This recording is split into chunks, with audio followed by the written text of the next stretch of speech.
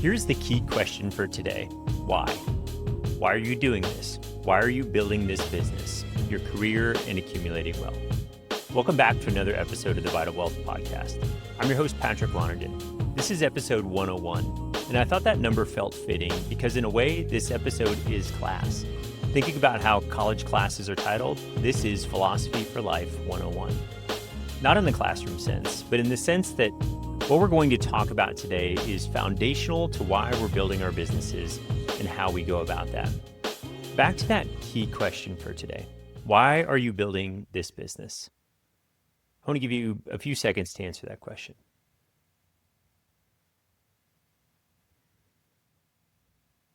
If you need more time, please hit pause and really contemplate that. This framework that we're going to talk about is what I believe every entrepreneur, every leader, and honestly every person needs if they want to live an optimized life. For years, my team and I have helped entrepreneurs minimize taxes, master wealth, and focus on that optimized life. We help clients build financial systems through the entrepreneur private office that creates freedom. Financial freedom, freedom from the stress of the complexity that comes from building a business and wealth, and freedom from having to be the one that figures it all out. Early on in my entrepreneurial journey, I realized something. Money alone doesn't build an optimized life. What does money do for you on its own? Nothing. It needs to be exchanged to have any benefit to us. We've had a front row seat to clients' lives. We've also been on our own journey. We found out firsthand and get to witness where an optimized life comes from. We have seen the dead ends that don't lead to any fulfillment, and we've seen the little things that have made a huge difference. So in today's episode, I want to share all of this in detail. I've never pulled all this together in one place before. A philosophy for life that gives context and meaning to everything we teach financially. It's built around 5 letters, and those letters spell REACH, R-E-A-C-H. So the R is for relationships, E is for experiences, A is for advancement and growth, C is for contribution, and H is for health. And that's not just physical health, but emotional and spiritual health as well. Together, these 5 principles form a blueprint for an optimized life, one where success isn't a trade-off between business and joy or impact and rest, because life isn't an or situation, it's an and scenario. You can have a thriving business and a great marriage. You can create wealth and live with purpose. You can grow your influence and stay grounded. Today, we're going to walk through what that really looks like, not as theory, but as a way of life, rooted in wisdom, stewardship, and truth. This is the class no one ever taught us in school, the one about how to live well. So welcome to episode 101, Philosophy for Life 101. Let's talk about what it really means to pursue the most valuable things in life. All of this will be within your reach. Before we dive in, each part of reach, I want to take a minute to talk through about how these areas overlap. Because this isn't a 5-step checklist or a set of boxes to mark off. It's about an ecosystem where everything we talk about affects everything else. Your relationships shape your experiences. Your experiences influence your growth. Your growth expands your capacity for contribution. And your health, physical, emotional, and spiritual, it fuels all of it. You can't isolate one and expect the others to thrive. If you're not emotionally healthy, your relationships will suffer. If your marriage or family is fractured, it affects your focus and decision-making in business.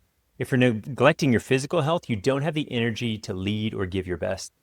And if your spiritual life is out of alignment, everything else eventually unravels because you'll find out, maybe when it's too late, that you were worshiping at the wrong altar. These areas are deeply connected. Like the body, when you get sick or injured, it isn't just affecting the one part, the whole body suffers. When all 5 areas are healthy and nourished, the entire system flourishes. That's why this conversation isn't about balance. It's about harmony and integration. We're not trying to give equal time to everything. We're trying to live with the right amount of each of these areas. There will be seasons where one area will command more of your time and energy than others, but we need to keep a focus on each area and make sure it's cared for. And here's the beauty of it. When you start to strengthen one area, it spills over into others. Getting intentional about your relationships can renew your emotional health. Practicing contribution can make you have gratitude and grow in your faith. Caring for your physical body can sharpen your focus at work and your presence at home. That's the optimized life. Not a perfectly balanced life, but an integrated one. So as we walk through REACH, the R, the A, the C, and the H, Don't think of these as separate lessons. Think of them as an interconnected web with each strand supporting one another. Your life, your purpose, your calling. And it all starts with the first pillar, relationships. So the R's for relationships. Before anything else, investing in relationships is not optional. It's foundational. Business without trust and strong relationships is brittle. And this isn't just about business. It's about every relationship, your marriage, your children, your friends, your team. If you win in the marketplace but lose in your home, you haven't won. Relationships are the soil out of which everything else grows.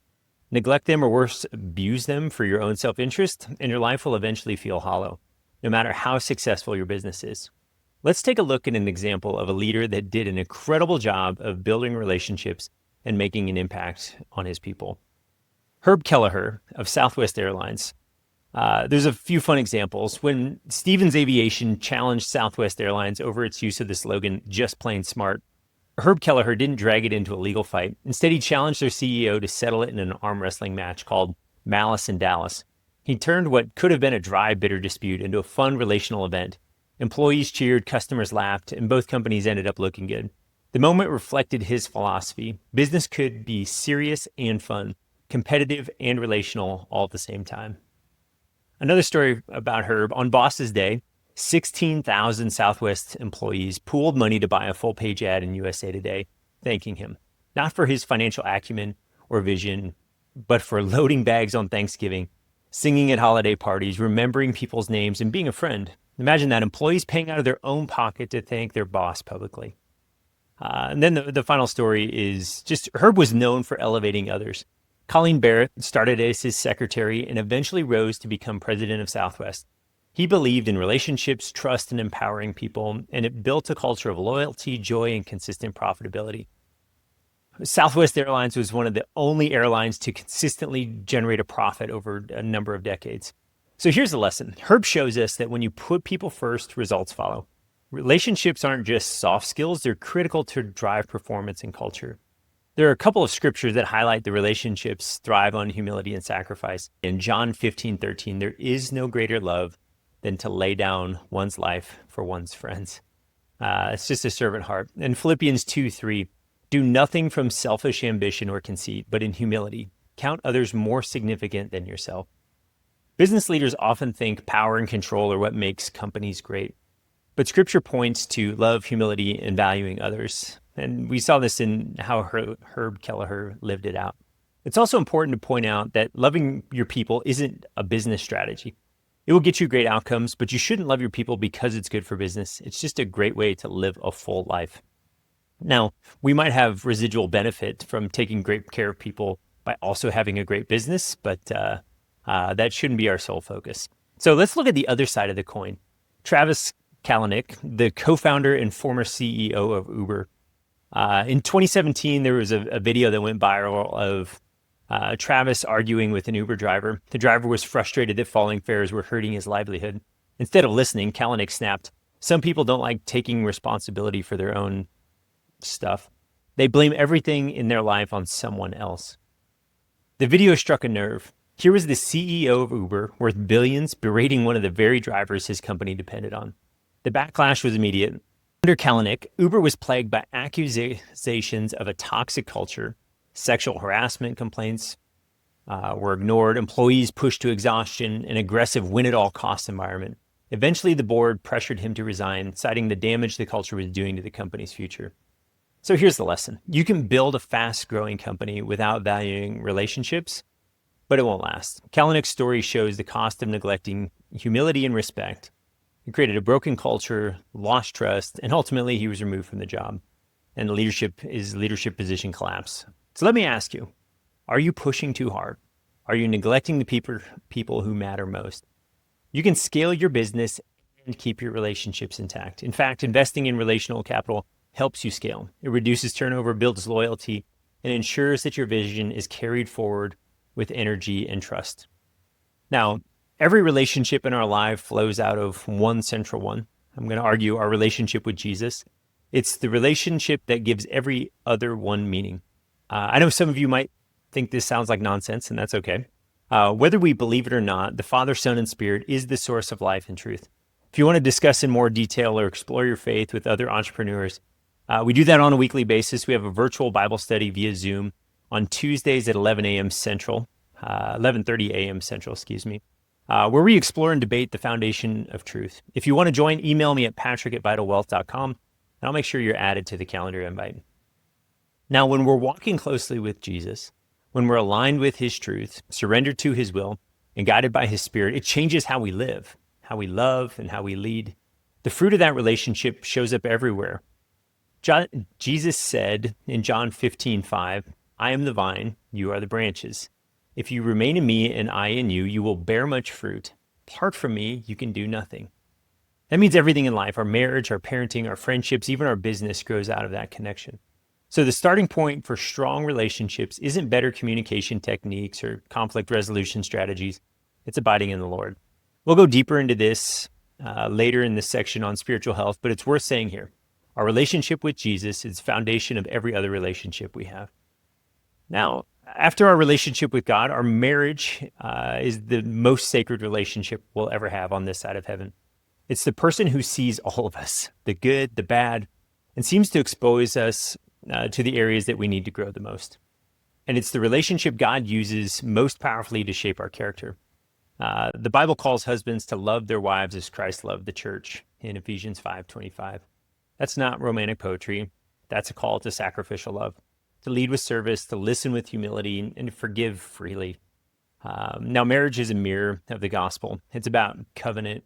It's not all about me or her. It's not about convenience or happiness. Those things can be a byproduct, but they shouldn't be the focus. And when we approach it that way, it becomes one of the greatest forces in our lives. My wife, Julie, and I, we've lived this firsthand. There have been seasons of joy and seasons of deep struggle. We've learned that love isn't only found in grand gestures, it's built in daily decisions. Choosing to stay, choosing to listen, choosing to fight for each other instead of against each other, choosing to do the little things that end up making a huge difference. That's why we prioritize date nights, time in prayer together, and real conversations, not about logistics, but about our hearts, feelings, and our vision for the future. Because we've seen what happens when we drift, and we've experienced the restoration that comes when we put Christ back at the center. A healthy marriage doesn't just bless you, it blesses generations. It gives your kids a model of what love, faithfulness, and grace looks like in real life. Now, our children are our most sacred assignment. I have 3 daughters. We're not just raising kids, we're raising future adults, future leaders, future stewards of the world God entrusted to them. Proverbs 22:6 says, train up a child in the way he should go. Even when he is old, he will not depart from it. That means parenting isn't about control. If we protect them from every slight little thing that could happen, they won't be trained up in the way they should go. It's about modeling the kind of life we hope they'll live, one marked by integrity, faith, resilience, and love. Our kids learn far more from what we do than what we say. If we want them to be kind, they have to see kindness in us, in our everyday interactions, in our marriage. If we want them to trust God, they have to watch us trust God when things are uncertain. In our home, we talk a lot about responsibility, resilience, and being responsible, able to respond. And we're going to talk more about this in some future sections. But we need our children to respond wisely when life gets hard. We want our daughters to face challenges, not avoid them, because resilience is built through experience. And just like marriage, parenting starts with presence. Kids don't need a perfect parent. They need a present one. The most valuable gift we can give them isn't stuff. It's our time and ourselves. When we lead our parenting with love and consistency and faith, we give them something money could never buy. It's security. It's an identity. It's a living picture of what God's heart looks like. These 3 relationships are the most important. If our relationships with our Creator, spouse, and children are thriving, we're building a solid relational foundation. If those relationships are neglected, nothing else will truly satisfy. Because success isn't just what we build, it's who we build it with and who we're becoming in the process. We've talked about marriage and family, but there's another kind of relationship that we can't ignore. And that's friendships. God didn't design us to do life alone. Women tend to be better at this than men, just being honest. Men, we're self-reliant. We don't have those intimate relationships like ladies do. I think we should change that. But going back to the scriptures, before there was sin, before there was brokenness, there was one thing God said wasn't good, It's not good for man to be alone. Genesis 2:18. That truth goes deeper than marriage. It speaks to the human heart. We're created for connection, to know and to be known, to walk alongside others who bring out the best in us. As entrepreneurs, this is especially important because the higher you climb in leadership, the easier it becomes to live in isolation, surrounded by people but still alone. As entrepreneurs, there are people around you that don't understand what you go through. The pressures of business, making payroll, leading people, making hard decisions like hiring and firing. Most of the people in your community don't get it and they can't relate. They just think you're rich and everything is easy. Isolation is dangerous. When you don't have trusted friends speaking truth into your life, ambition can get ahead of character and pressure can become pride. Proverbs 27:17 says, as iron sharpens iron, so one person sharpens another. That sharpening process isn't always comfortable, but it is how we grow.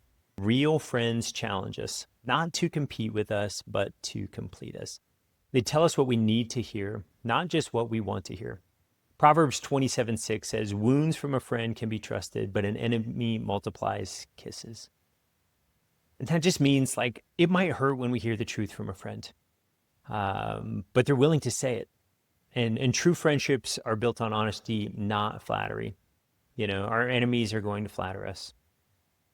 It's not just about accountability. It is joy. The book, The Good Life, which was written based on the findings from the Harvard study of adult development, found that, which is one of the longest studies ever done on happiness, found that the number one predictor of meaningful life isn't money or success, it's close personal relationships. Friends literally make life longer and richer. Not having close friendships is worse for your health than smoking. It's shocking data to see. So even Jesus modeled this. He didn't walk alone. He had the 12.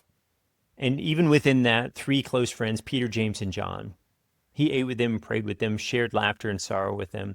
And in John 15:15, he said, I no longer call you servants. Instead, I have called you friends. That's incredible. The Son of God calling us friends. If Jesus needed friends, so do we. I think one of the healthiest things you can do as a leader is to have friendships where you don't have to perform, where you can drop the title, stop managing outcomes, and just be a real human being. Friends who will pray for you, call you out, celebrate your wins, and sit with you in the hard moments. Because the truth is, success is sweeter when you don't stand on the mountain alone. And when life gets hard, and it absolutely will, friends are often the hands God uses to lift us up again. So as you think about relationships, don't just invest in your marriage and family. Be intentional about friendship, because the people who walk beside you will shape who you become. No one reaches their potential alone. Now that we understand the value of our relationships and we are investing in those, life doesn't stop throwing things at us. Experiences, both good and bad, are the next building block. They shape us, refine us, and become the stories we tell. That's where we're headed next. So the E in REACH is for experiences. Life is not made up of balance sheets or profit margins. It's made up of experiences, the good ones and the bad ones. Both shape us, both refine us. As entrepreneurs, it's tempting to only count the wins as meaningful. The big contracts, the 8 or 9 figure exit, the dream deal. But Scripture reminds us that even the trials, the experiences we'd never choose, have purpose. In James 1:2-4, it says, consider it pure joy, my brothers and sisters, whenever you face trials of many kinds, because you know that the testing of your faith produces perseverance. Let your perseverance finish its work so that you may be mature and complete, not lacking anything. The Bible doesn't say to enjoy the pain, but it does say to count it as joy, because something good is happening to us.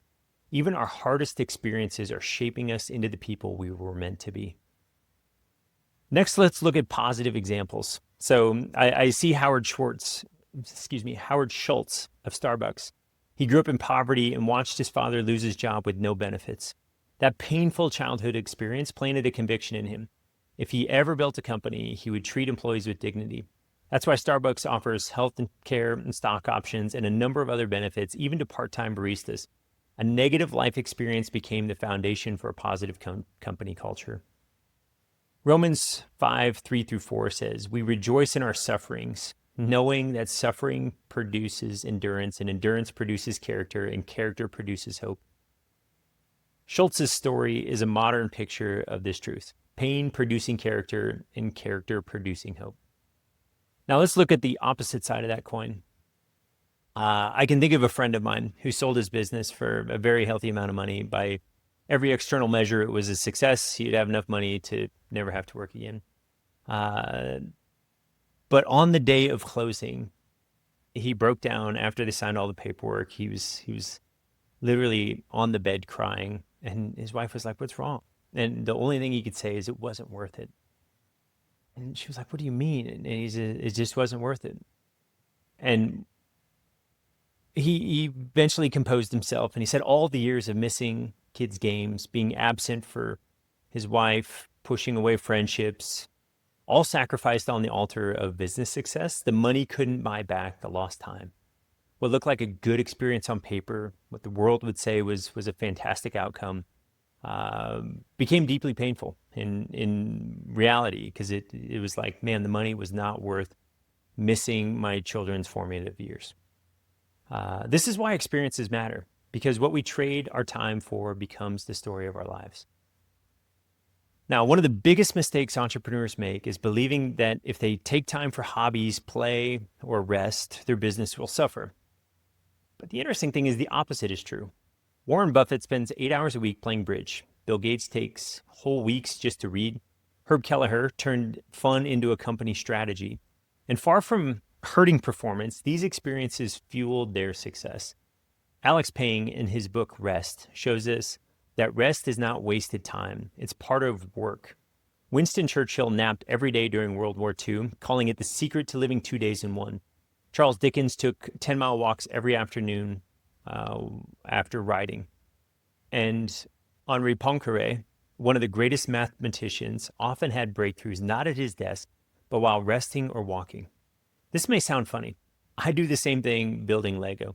It gives my subconscious mind opportunities to work on projects I've been thinking about that it doesn't get to do when I'm actively working on my work sitting at my desk. The lesson: the best ideas don't always come while working. Sometimes they come on the trail, in the shower, with your kids, in a hobby you love, or in quiet time.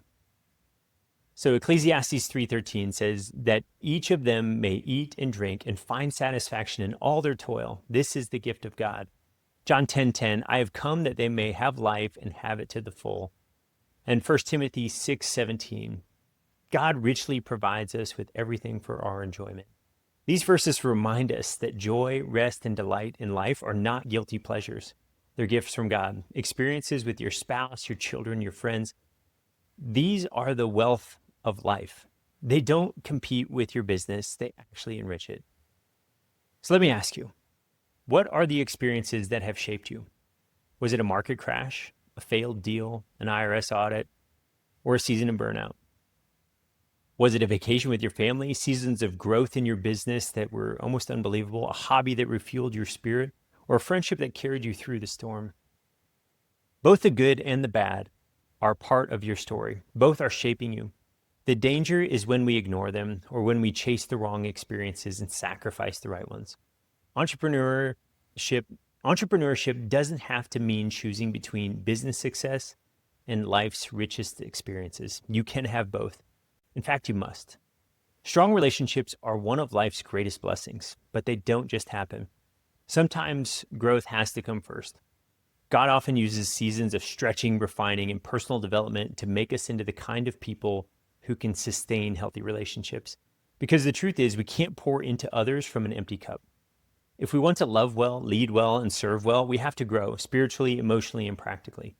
That's why advancement is the next step in this framework. Not advancement for pride or prestige, but the kind of growth that starts with alignment, aligning who you are with who God called us to be. Because when we grow in the right way, everything around us starts to grow too. So the A in R.E.A.C.H is for advancement and growth. Every entrepreneur I have ever met wants to advance forward, to grow. We want to advance our business, our impact, our income, our influence, and there's nothing wrong with that. Growth is good and godly desire. But the question is, growth towards what? Because growth without direction becomes drift. Drift can look productive while it's actually pulling us off course. If our growth isn't rooted in alignment with our values, it ends up worshiping the wrong things. More clients, more deals, more recognition, more zeros on a balance sheet. And that's a treadmill that never stops. I'm a part of a coaching program called Strategic Coach. Dan Sullivan designed it, and he talks about the difference between the gap and the gain. When we focus on the gap, it's like chasing the horizon. It's the point that I'm not at, and that gap will always be there. And we will never get there, and it's an unfulfilling pursuit. When we stop and recognize the gain, if we look back and we see all the progress that we've made and we keep our focus on the growth we've experienced and leaning into the process of getting better every day, it leads us to a more fulfilling life. When our growth is rightly ordered, everything else begins to fall into place. Spiritual alignment sets our priorities. It helps us grow in the right order. First as disciples, then as spouses, then as parents, and finally as leaders. Because if we grow in business but neglect our faith or family, we'll find ourselves succeeding in all the wrong ways. Jesus said it plainly in Matthew 16:26. What good will it be for someone to gain the whole world, yet forfeit their soul? So as we talk about advancement and growth, I want to shift how you think about it. This isn't about scaling faster, it's about maturing deeper. It's not about achieving more, it's about aligning more. When we get that right, the growth that follows isn't fragile. It's fruitful. It lasts. And as these experiences shape us in joy and in hardship, they push us towards growth.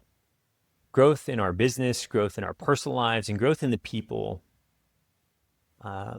we're around. One of my favorite examples of growth grounded in purpose is Horst Schultz, the co-founder of the Ritz-Carlton hotel chain. He built an entire culture on the belief that excellence is an act of service and that treating people with dignity was the highest form of leadership. Horst Schultz started his career in the hotel industry as a 14-year-old busboy in a small German inn. From the beginning, he believed every role, no matter how humble, carried dignity when performed with excellence. You don't get to excellence without advancing. Horst eventually rose to co-found the Ritz-Carlton Hotel Company. And under his leadership, the brand became synonymous with service, quality, and consistency. But what made Schultz's leadership distinct wasn't just operational excellence, it was philosophical clarity. He taught that true excellence flows from purpose. His mantra became, "We are ladies and gentlemen serving ladies and gentlemen." That wasn't about elitism, it was about respect. Schultz believed that how you treat people internally determines how they treat customers externally. He gave every employee, from housekeepers to front desk attendants, the authority to spend up to $2,000 per guest to make a situation right. No manager approval needed, because he trusted his people. He said, empowerment without purpose is chaos, but purpose without empowerment is just a slogan. That trust created ownership. Employees stopped seeing themselves as workers and started seeing themselves as stewards of an experience. Schultz's approach transformed more than a company. It transformed people. Many employees said working under his leadership taught them how to live, not just how to work. Horst frequently linked his philosophy of excellence to his faith. He said, "We are created to do work of meaning, work of value. Excellence isn't about pride. It's about honoring the Creator through the creation." He built growth systems on biblical stewardship, not exploitation. He led with service, not superiority. And the result? Ritz-Carlton became the first hotel company ever to win the Malcolm Baldrige National Quality Award twice. Schultz's story reminds us, growth isn't about scale or speed. It's about elevating people through purpose. When leaders help others see the sacredness in their work, the entire organization grows, not just in profit, but in soul. Excellence is never an accident. It's the result of high intention, sincere effort, intelligent direction, and skillful execution. And that's a quote by Horst Schultz. Starting this section on advancement and growth, we discussed that to advance, we need to know where we're going. We need to be focused on values and letting those direct us. I think it's worth asking, where do those values come from? Why do we instinctively know that honesty is better than deceit, that generosity is better than greed, that protecting the innocent is better than exploiting them? Every culture throughout history has shared some version of these convictions. They might disagree on politics or power, but they agree on what goodness looks like. And that's remarkable, because you won't find these kind of moral consistency anywhere else in nature.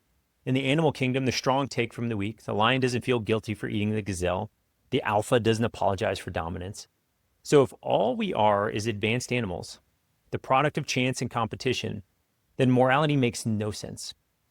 Why should anyone feel compelled to do what's right when it costs them something? Why value sacrifice, compassion, or humility if survival and power is the ultimate goal?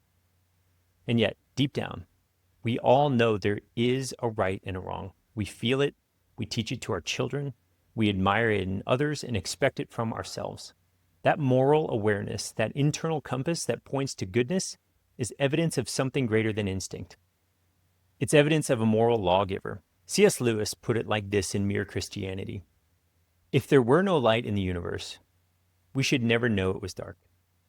In the same way, we know what crooked is because we have some idea of what straight ought to be. Our desire for justice and our conscience for goodness are not evolutionary accidents.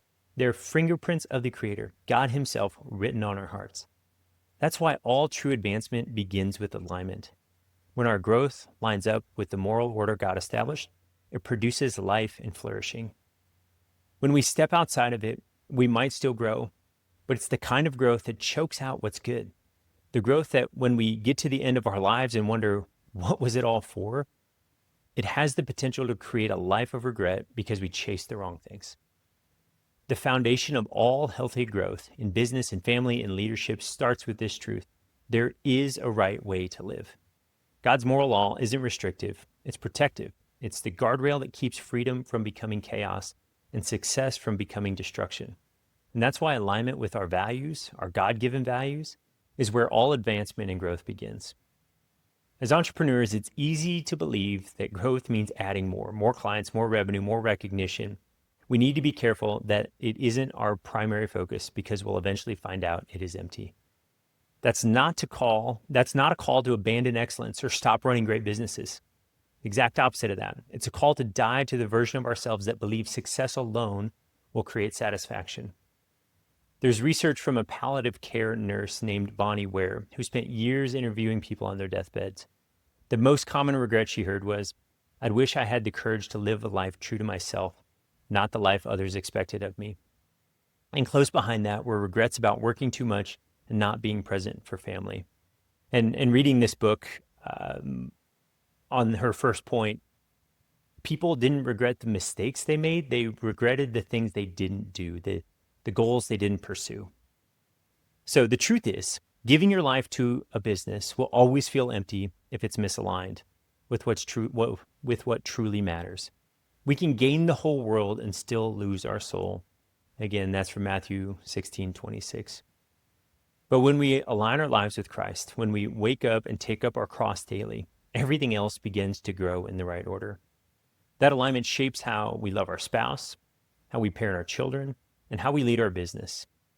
It keeps us from worshiping at altars that never satisfy money, status, or control, and points us toward the full life Jesus promised.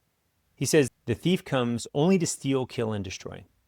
I came that they may have life and have it abundantly." That's John 10:10. Don't believe the thief. Also, the thief is known as Satan. He'll lie to you and say that a full life comes from these worldly things. When our spiritual life is aligned, we become more patient, more compassionate, and more grounded. We're no longer chasing meaning, and we're living it. And from that foundation, growth naturally begins to overflow into every area of life. Growth as a spouse, building a marriage worth fighting for. After spiritual alignment, the next place we grow is in our marriage. Because if we get this part wrong, no amount of business success will make life feel right. For many of us as entrepreneurs, our spouses get what's left over. We pour our best energy into the business, our team, our clients, and then give our spouse the scraps. Not because we mean to, but because the demands of life and work slowly crowd out connection. It's rarely intentional neglect that destroys a marriage. It's the slow drift, missed meals, constant phone notifications, unspoken frustrations, nights spent next to each other but worlds apart. John Mark Comer says, in The Ruthless Elimination of Hurry, it's a great book, you should read it. I had to read it twice because the first time I read it, I agreed with everything, but I didn't know how to implement it in my life. But John Mark Comer says in that book, "If the devil can't make you sin, he'll make you busy. And busyness is one of the most effective tools the enemy uses to erode intimacy. Now, Julie and I, my wife, have lived this. We've had seasons where our marriage was unhealthy, not because of one big mistake, but because of 1,000 small ones that piled up. And I'll own those as leader of our marriage. Like our physical health, marriage health doesn't collapse overnight. It happens slowly when we stop exercising the habits that keep us close. There was a season where we couldn't stand each other. And in that moment, we had a choice to walk away or to fight for our marriage. We chose to fight. That meant a reinvestment in our time, doing counseling individually and together, reading books, taking marriage courses, and investing real effort. But most importantly, it meant rebuilding rhythms, the kind of daily and weekly patterns that feed love. Love is a verb. It is an action. It is not a feeling. Don't be deceived by that. For us, that looks like regular date nights, time where phones go away and we're tuned into each other. We'll have weekly connection. We sit in our sunroom for an hour and we talk. We start with a simple question. Name 3 feelings you felt today. I even use feelings pillow as a reference because I just don't have a lot of emotional depth. Brene Brown has a great book called Atlas of the Heart, where she defines all of the emotions, and that was so good for me. I still need my reference pillow. You can order it off Amazon. It's a fun thing. We have it. I have one in my office. We have one in the sunroom. Have one in our bedroom. I need it to refer to. So quarterly, we have weekend getaways. Those are good for us to just sort of refresh as a couple. And annually, we take week-long trips, just the two of us. It takes 2 or 3 days. The thing we found is it takes 2 or 3 days to really relax. But when we do, the connection deepens again. We remember why we love each other, and it's just time to reconnect and enjoy each other's company again. And then one other thing we do is we pray every night before we go to bed. Sometimes it's as simple as, Lord, I pray for our marriage. You know, that's when we're not getting along, and it happens from time to time. We've gotten much better at that. But we lean into that prayer, and it's just super, super powerful. Those habits don't happen overnight. They were born out of the realization that the drift was real and that love takes structure, not just emotion.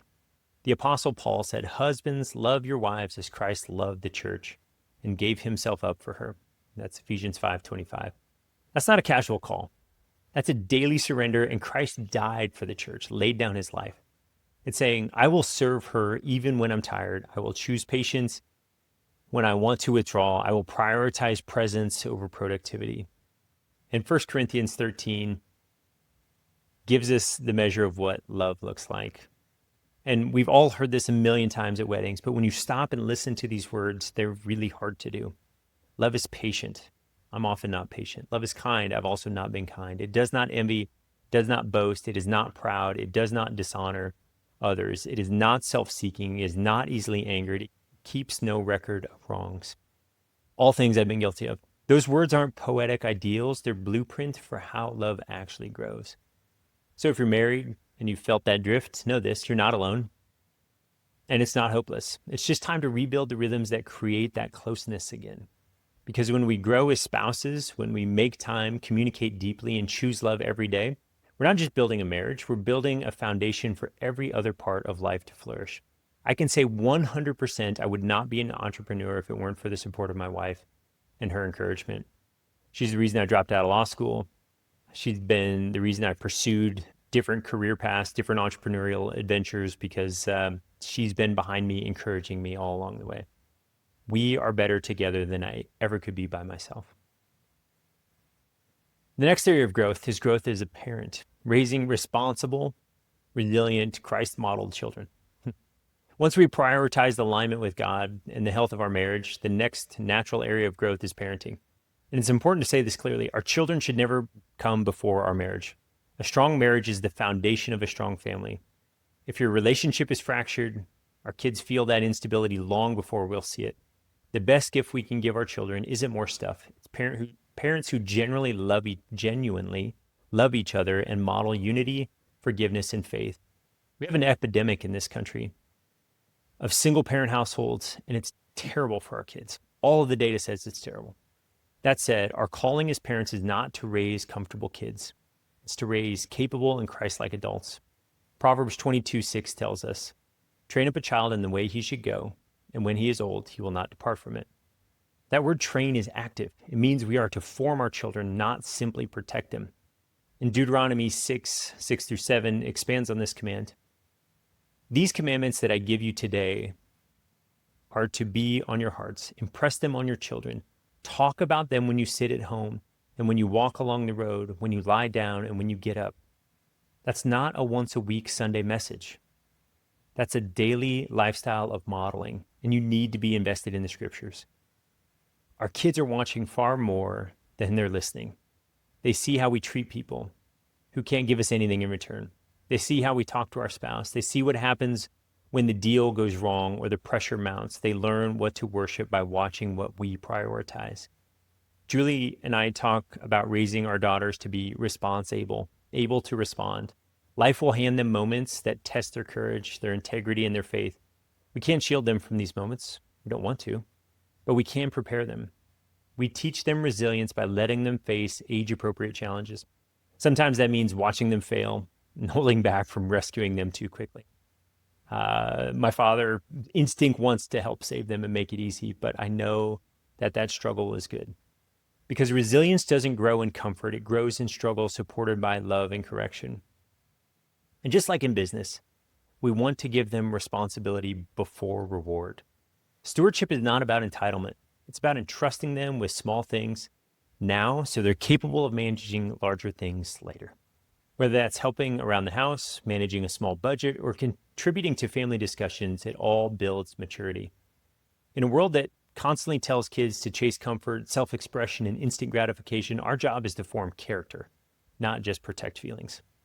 That means modeling what it looks like to follow Christ daily, teaching that obedience brings blessing even when it's hard, helping them practice communication in humility and conflict, reminding them that life is not about avoiding struggle, but learning to persevere through it with faith. There's a video from Jocko Willenick called Good. Look it up on YouTube. It's fantastic. When things are sideways in our family, we say good. It's because we learn from that. We grow from that. Our competition folds and we're strong and we'll survive and it'll be good. So our kids won't become who we tell them to be. They'll become who we are. And when they see parents aligned with God, grounded in marriage and living out their faith with joy and resilience, they'll have a roadmap for how to live, not just survive in this world. Now, let's look at growth as a business leader.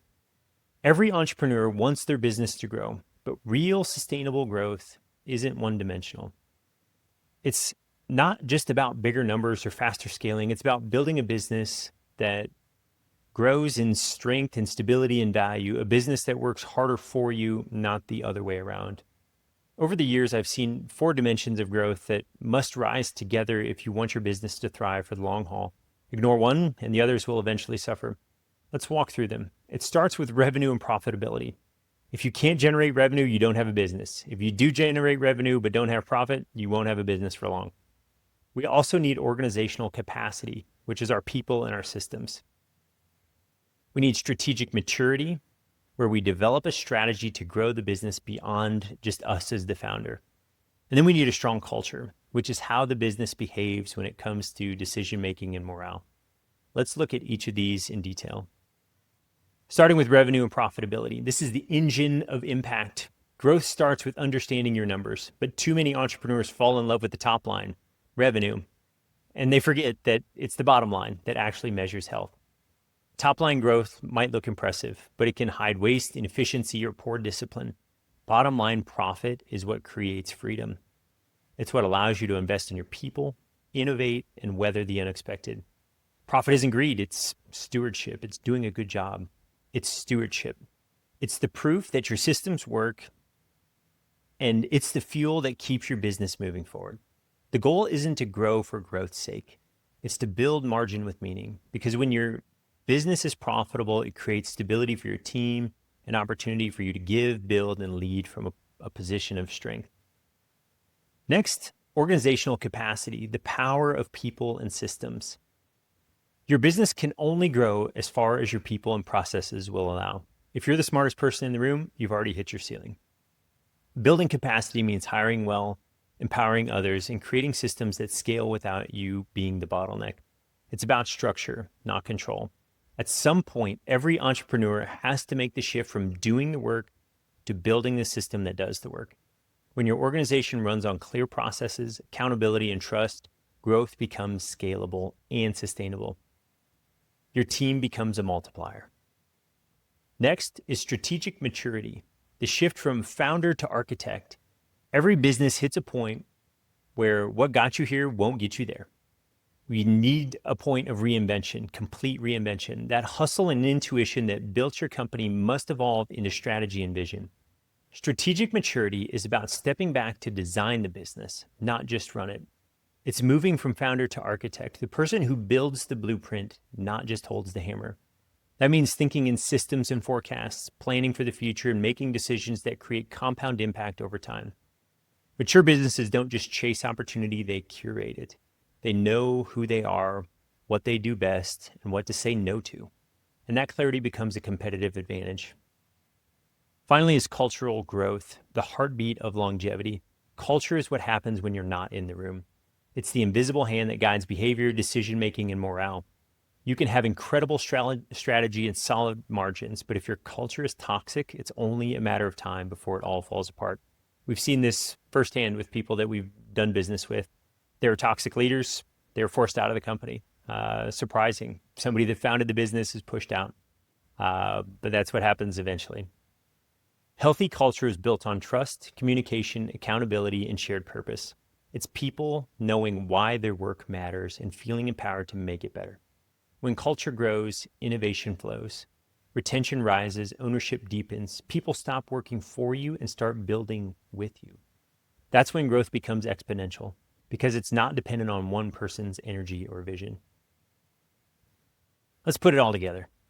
True advancement as a business leader is about balancing all four dimensions: revenue, capacity, strategy, and culture in motion at the same time. You can't scale effectively if profit is weak. You can't maintain profitability if systems break under pressure. And you can't lead strategically if your culture is crumbling behind you. It's all connected. And that connection is what we explore in many of the episodes on this podcast, how real entrepreneurs master these dimensions in the real world. At the end of the day, growth done right isn't about ego, it's about excellence. It's not about chasing a certain size, it's about building strength. Because when the foundation is right, your business becomes more than a company. It becomes a platform for impact, freedom, and legacy.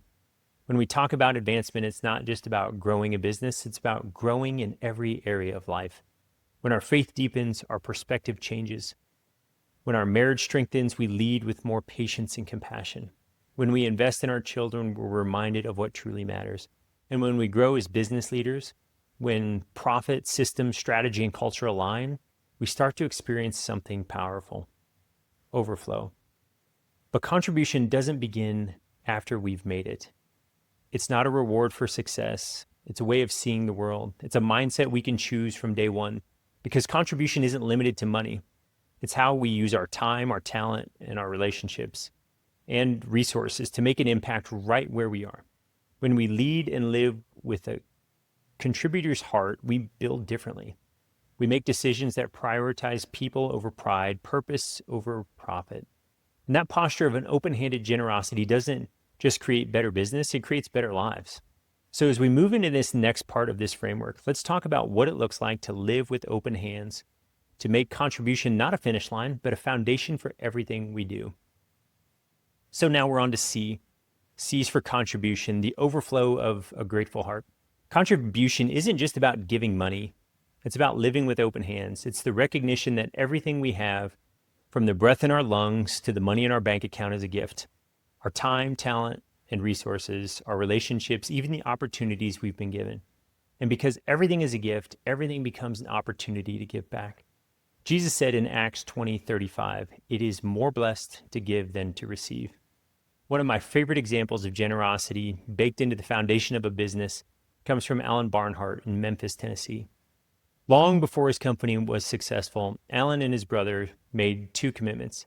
They'd cap their personal income and they'd give the rest away. They didn't do it after the money came in. They did it before. That's what faith looks like in business. Alan Barnhart didn't wait to become wealthy to start giving. He built generosity into his business plan before it made a dime. In the early 1980s, Alan and his brother Eric took over a small, struggling family business, Barnhart Crane and Rigging, in Memphis. They were young engineers, newly married, with modest means and big dreams. But before they took their first paycheck, they made two radical commitments. They would cap their personal income, deciding in advance that what their family truly needed to live on, and then they would give the rest away. They didn't set out to build an empire, they set out to build impact. And here's what's remarkable. They made those commitments before the company grew. Alan has often said, we didn't wait to give when we had more, we gave when we had little, because if we couldn't trust God with a small company, why would we trust him with a big one? Over the years, God honored that faithfulness. Barnhart Crane and Rigging grew into one of the largest heavy lift and transport companies in the world, handling projects for power plants, refineries, and major construction operations across the United States. But the Barnharts didn't change their plan when the money started flowing. They didn't expand their lifestyle or upgrade their definition of enough. Instead, they went even further. They transferred 100% of the ownership of the company into a charitable trust. That means every dollar of profit every year goes to support kingdom work, ministries, missions, and humanitarian causes across the globe. Alan describes his approach not as philanthropy, but as stewardship.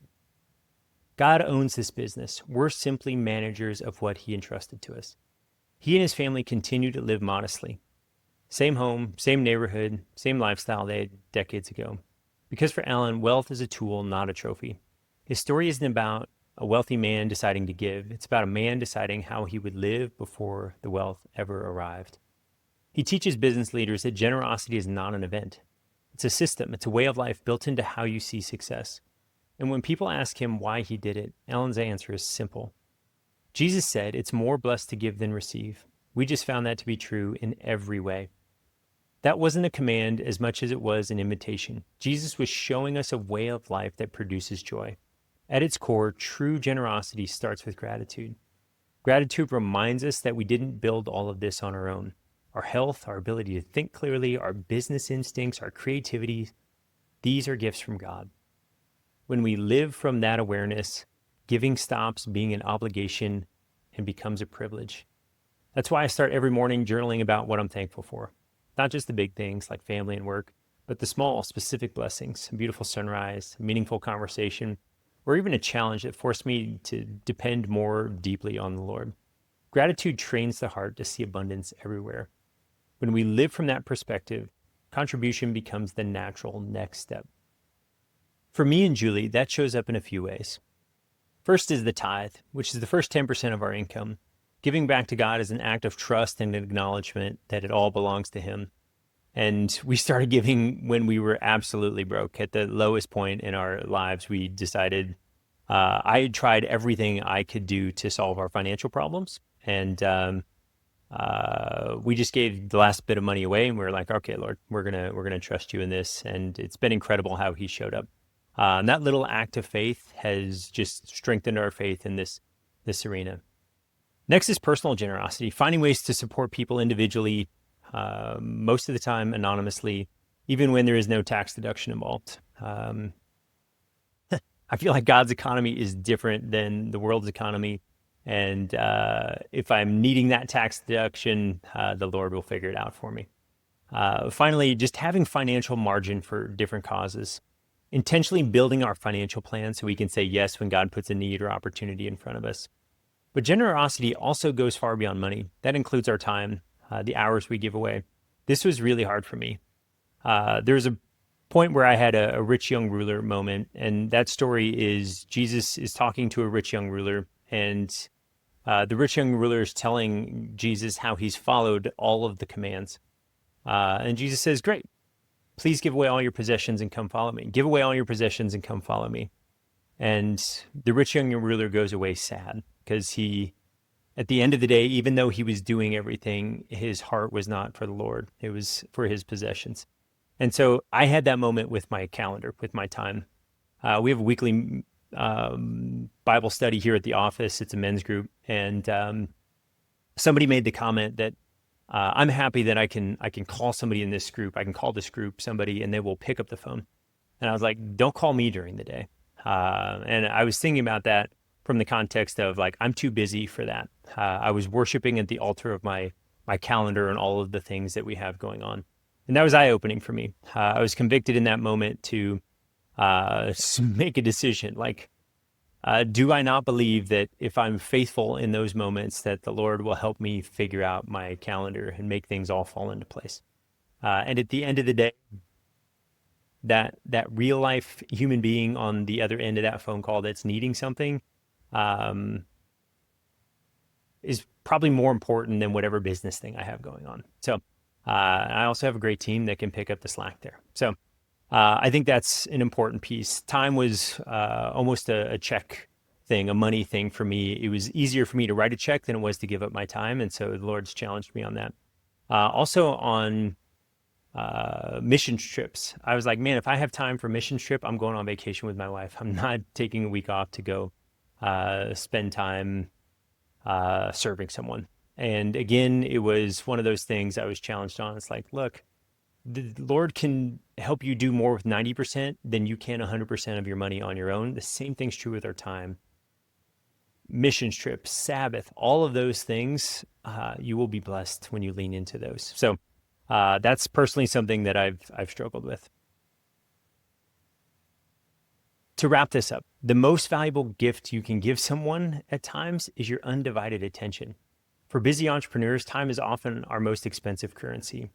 But when we stop long enough to listen, to mentor, to help someone grow, we're giving something far more lasting than dollars. We're giving our presence. And then there's our talent. Every skill you have, whether it's leadership, communication, strategy, creativity, or craftsmanship, it's all a tool.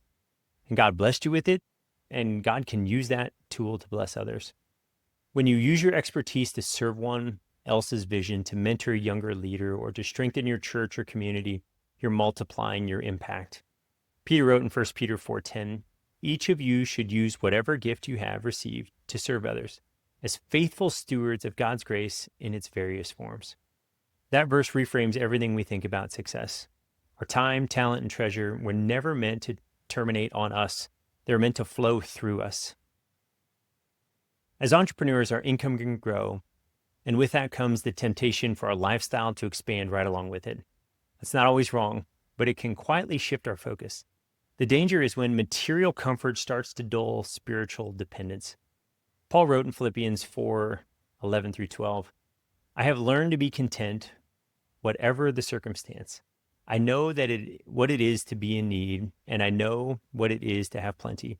I have learned the secret of being content in any and every situation. That's the real test of contribution, contentment. When we can say, God, I'm grateful for what I have, and I trust you with what I give. We step out of the endless pursuit of more and into the peace of enough.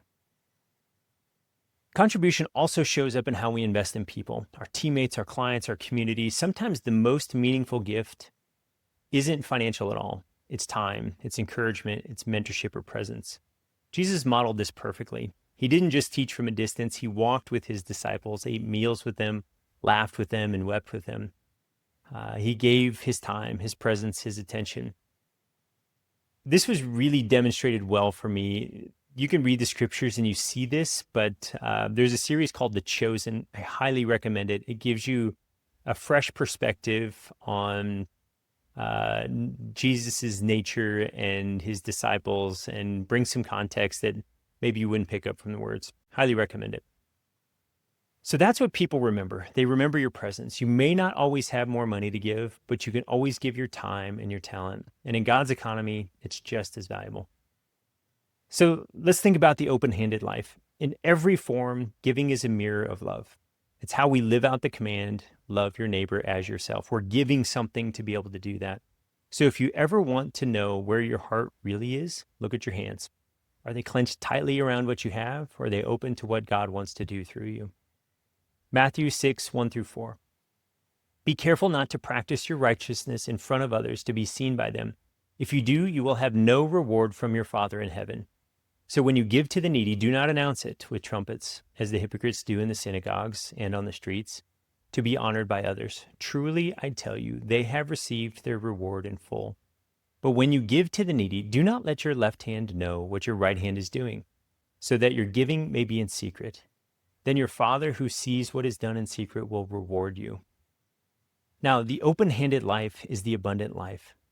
When you proclaim, you put on social media the check that you gave to charity, you're getting your reward. I would argue, don't. It's okay. It's okay to be anonymous. It doesn't need to be a marketing exercise. Generosity isn't a line item or, again, a marketing strategy. It's a key to living a great life. It's the proof that our identity isn't in what we own. It helps make sure our worship isn't on material things or our schedule.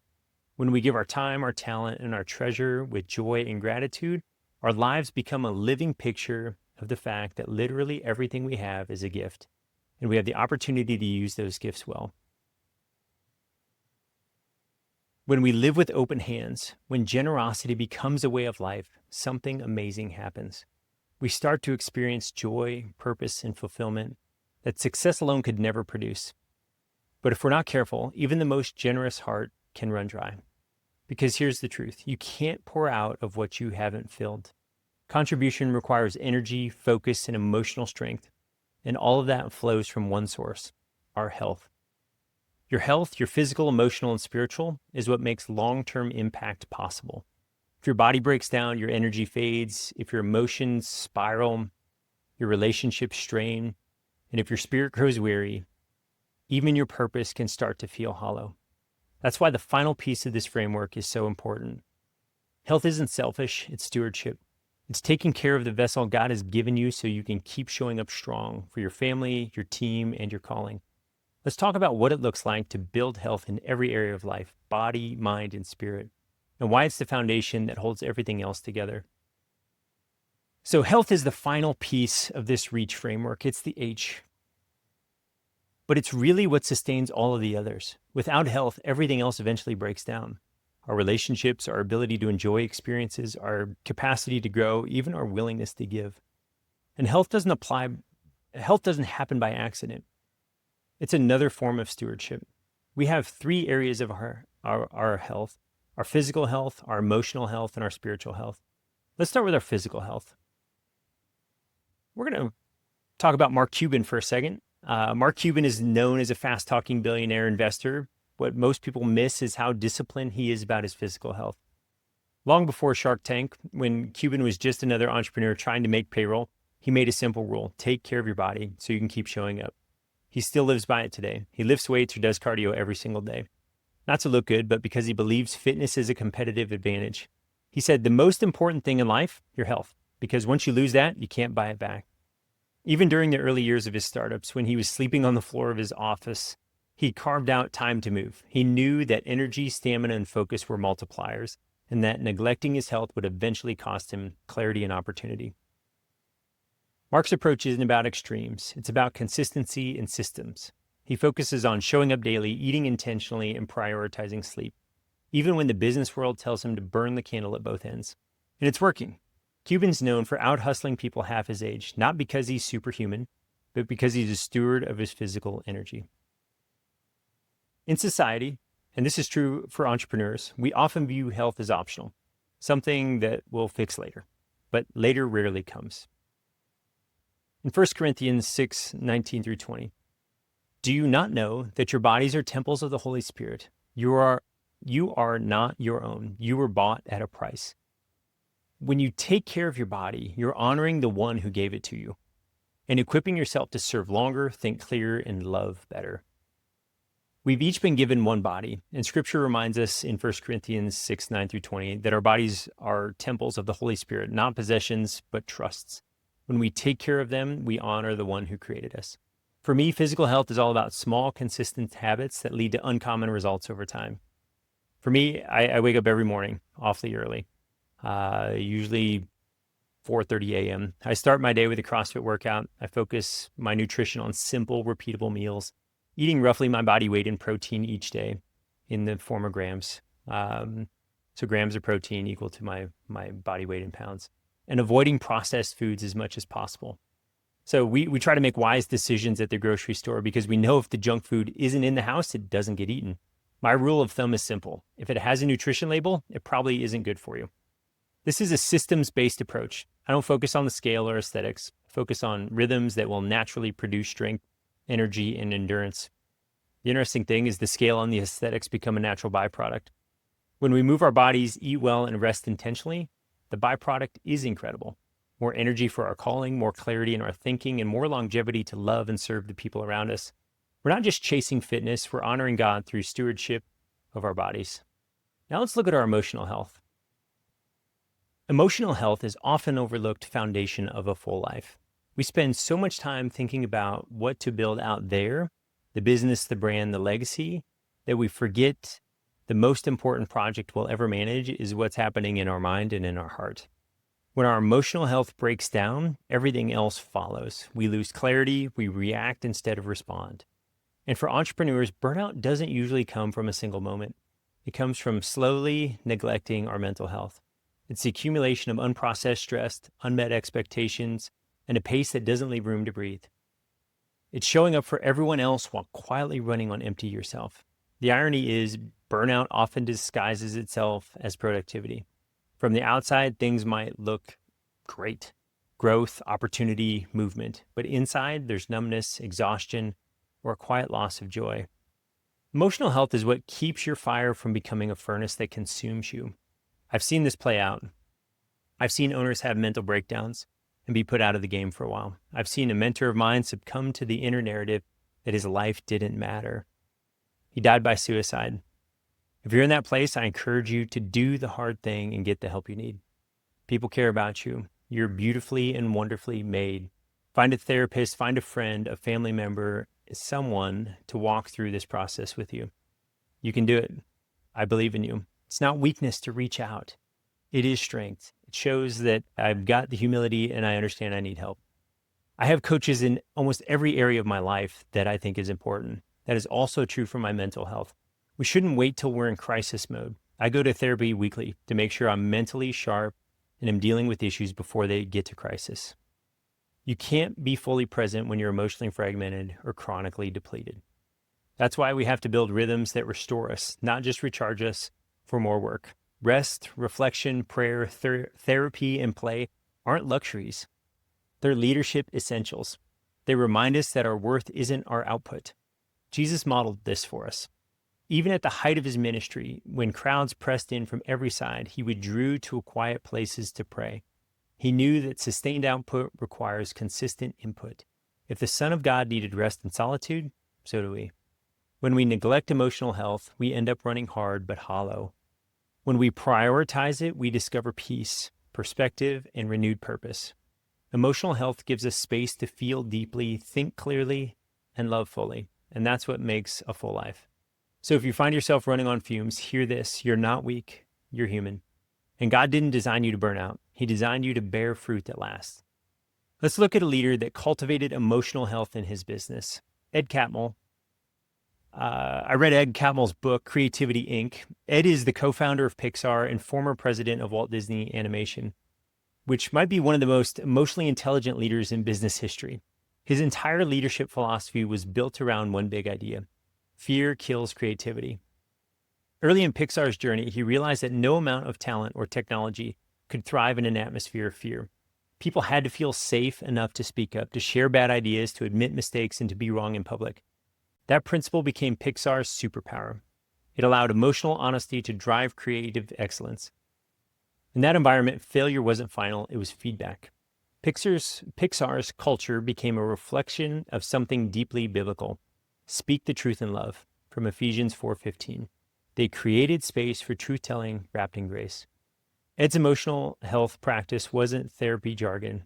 It was leadership rooted in humility. He modeled calm, curiosity, and composure.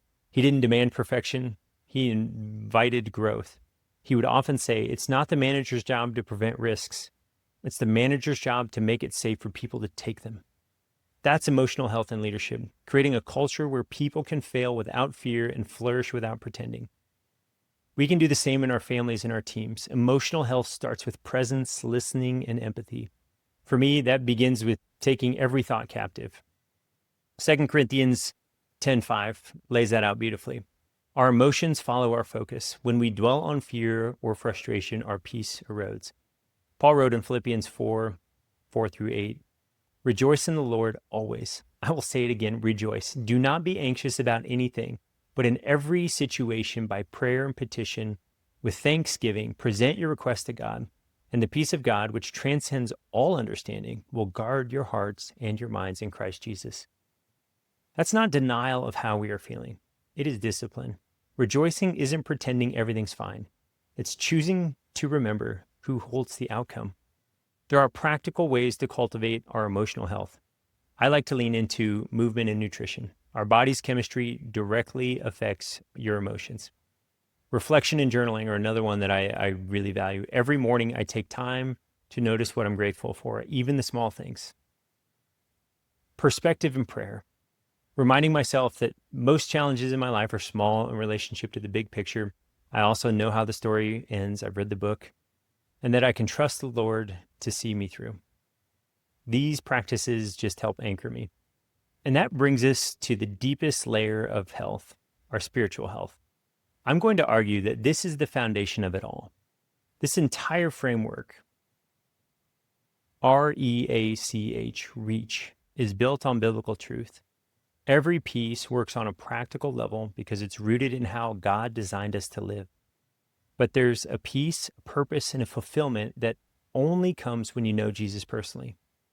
Romans 5:1 says, therefore, since we have been justified through faith, we have peace with God through our Lord Jesus Christ. That's the peace the world can't give. When we surrender our lives to Him, when we believe that Jesus is Lord and that His way is better, something shifts. Our striving slows down, our heart finds rest, the chaos quiets. The chaos doesn't necessarily go away, it just doesn't rule our lives like it used to. Following Jesus isn't about adding religion to your schedule. It's about relationship with the creator of the universe. The R.E.A.C.H framework is a roadmap for an optimized life, but Jesus is the destination. He's the one who gives us meaning to our relationships, our purpose, to our experiences, direction to our growth, joy to our contribution, and peace inside of us. So wherever you are today, whether you're crushing it in business but feeling empty inside, or you're thriving at home but longing for deeper spiritual connection, I invite you to pause and ask, am I truly aligned? Because the life you're looking for, the joy, the peace, the fulfillment, doesn't come from doing more. It comes from surrender. It comes from knowing Him. That's where health, real, lasting, eternal health begins. So let's look at David Green. David Green is the founder of Hobby Lobby. He's built one of the most successful, unapologetically faith-driven businesses in America. But what makes his story powerful isn't the scale of his giving. It's the way he lived it out from day one. In 1970, Dave started Hobby Lobby in his garage with a $600 loan. He wasn't a wealthy man. He was a craftsman trying to support his family. But he and his wife, Barbara, made an early decision. They would honor God with everything they built. They tithed from the very first sale. They prayed over hiring decisions. They treated employees with dignity and respect long before values-driven business was a trend. As the business grew, those spiritual rhythms didn't change. They deepened. The company closes on Sundays, a costly decision in retail, because David believes obedience is more important than opportunity. Hobby Lobby gives away half its profits to global missions, humanitarian work, and Bible distribution. And like Alan Barnhart, David eventually transferred ownership of the company to a trust that future profits will always serve kingdom purposes. But here's what's most revealing. David doesn't view this as extraordinary. He sees it as a normal Christian living. He said, this is God's business. I just run it for Him. His spiritual health is marked by simplicity and surrender. He reads scripture daily, prays with his leadership team, and refuses to separate faith from work. That kind of wholeness, where business and belief are integrated, is what spiritual health looks like in real life. We can build billion-dollar enterprises and still keep Jesus at the center. Spiritual health isn't about adding religion to your business. It's about surrendering ownership to God. Commit your work to the Lord, and your plans will be established. Proverbs 16:3. When you see your company as God's property, your decisions get clearer, your heart gets lighter, and your purpose becomes eternal. As we wrap up this episode, I want to leave you with a reminder. The world around us is constantly preaching a different gospel, one that says you'll be happy when. when you build the bigger business, when you drive the faster car, when you buy the prettier house or post the better story on Instagram. But the truth is, all of that is empty. Like Solomon said in Ecclesiastes, it's meaningless, like chasing after the wind. Solomon was the richest man to ever live. The world tells us to pursue things that are always just outside of our reach. But the abundant life, the life that's truly full, isn't found out there somewhere. It's found right here, in the things that last, in relationships that are deep and genuine, in experiences that shape us, both good and the hard ones, in advancement that's anchored to purpose, not ego, in contribution that flows from gratitude, not guilt, and in health, physical, emotional, and spiritual, that allows you to show up strong for the people we love. That's the life worth building. That's the life worth fighting for. Because when you live inside your reach, within your reach, investing in what truly matters, you don't just build wealth, you build wisdom and joy and legacy.